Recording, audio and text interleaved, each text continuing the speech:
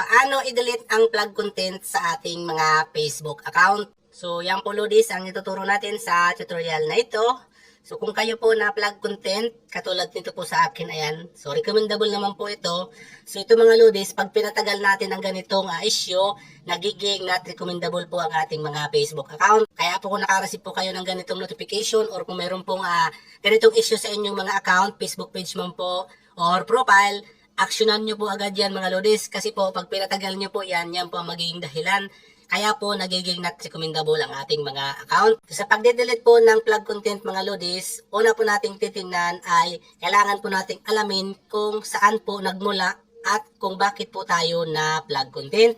So makikita po natin dyan dito mga Lodis. So i-back lang natin, simulan natin sa pinaka-umpisa para po malaman nyo. Open lang po natin ang ating mga Facebook. Titingnan muna natin yung ating plug content na issue.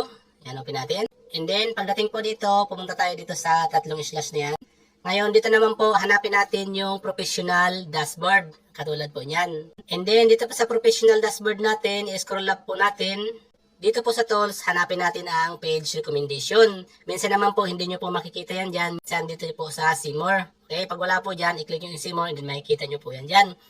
So, dito, andito siya sa akin sa pinakaunahan naman. I-click lang natin yan. And then, ganito po ang lalabas niya mga Lodis. Kung mayroon pong plug content issue, makikita nyo po agad yan. Dito po, kung mapapansin nyo, recommendable naman siya. Pero, mayroon siyang issue na plug content. So, bago pa lang po kasi ito. Kaya kung makareceive kayo nito, kailangan nyo pong aksyonan agad. So, dito mga Lodis, kailangan nyo pong i-click itong manage content. And then, mapupunta tayo dito mga Lodis. So, dito po makikita po natin dito kung ano po yung na-plug content sa atin at kung bakit po tayo na-plug content. So, sa plug content po mga Lodis, marami pong dahilan para po magkaroon tayo ng plug content. Pwede po tayo ma-plug content sa pag-comment, sa pag-react, sa pag-share, or sa pag-post. So, dito sa akin mga Lods, na-plug content po ako dahil po nag-share ako, ginamit ko po yung profile ko. Hindi po ito yung mismong page ko mga Lods, ito yung profile ng page ko. So, sinare ko kasi yung isang video ko doon sa wall ko. And then, wala naman po akong nilagay na kahit anong caption. Ipapakita ko po yan sa inyo later.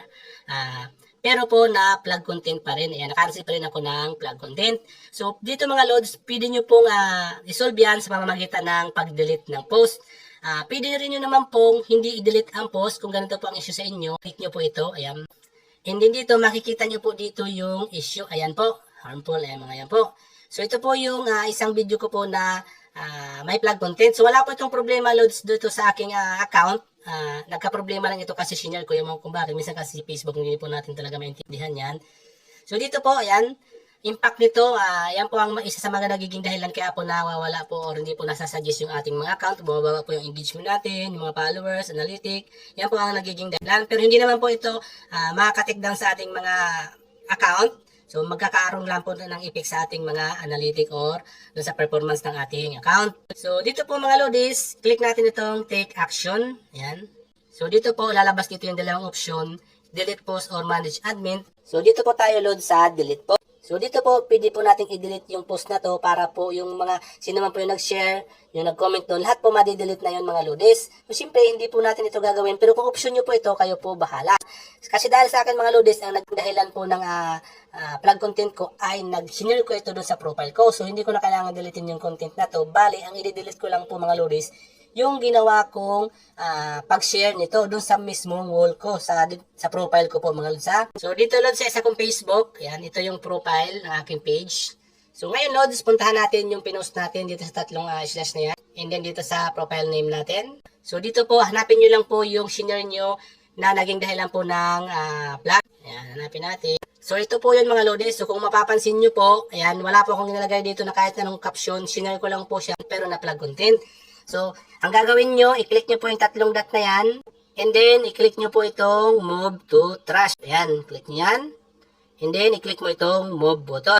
Hindi po ibig sabihin mga Lodis na na-delete na natin ito. Ibig sabihin po ay deleted na to. Kaya po ang iba, kahit na sinabing na-delete na nila yung content na naging dahilan na plug, hindi po nila alam na kailangan pa po nilang magantay ng 30 days para po ma-permanently delete na. Ngayon, para po ma-permanently delete na siya nang hindi na kinag-aantay pa ng ilang days, ganito po ang gawin nyo. Punta natin sa profile name natin. And then, dito po sa tatlong dot na to, punta po tayo dito sa activity log. So, dito load sa activity log, hanapin natin itong trash na yan. Ayan, i-click natin yan.